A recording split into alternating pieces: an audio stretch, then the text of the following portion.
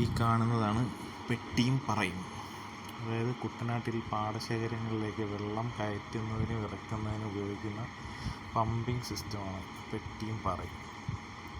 ഇപ്പം അതെല്ലാം മാറി നൂതനമായ പമ്പിങ് സിസ്റ്റം വന്നിട്ടുണ്ടെങ്കിലും പഴയ കാലങ്ങൾ കൂടുതൽ ഉപയോഗിച്ചിരുന്നത് പെട്ടിയും പറയുമാണ്.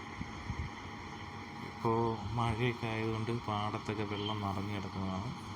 അത് പുറത്തേക്ക് പമ്പ് ചെയ്യുകയാണ് കാണുന്നത്.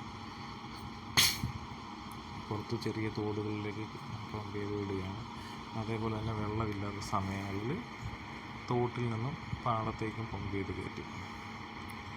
മീനുകളെല്ലാം നിറയെ ഉണ്ട് അതിനകത്ത്, ചെറിയ മീനുകൾ. ഇപ്പം വെള്ളം കയറ്റിയിട്ട് സമയമായിരുന്നു, കൃഷിയെല്ലാം കഴിഞ്ഞ് പിന്നെ വെള്ളം കയറ്റിയിട്ടതും മഴ പെയ്തമായ വെള്ളമാണ്. പാടം നിറഞ്ഞതിനാൽ പുറത്തേക്ക് പമ്പ് ചെയ്ത് കളയുന്നൊരു കാഴ്ചയാണ്.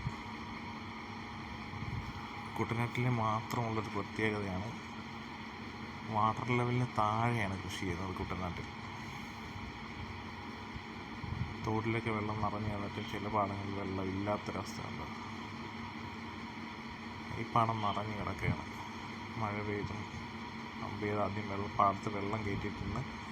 മഴ പെയ്ത് നിറഞ്ഞ് ആ കാണുന്ന ഷെഡാണ് മോട്ടോർ കാറ്.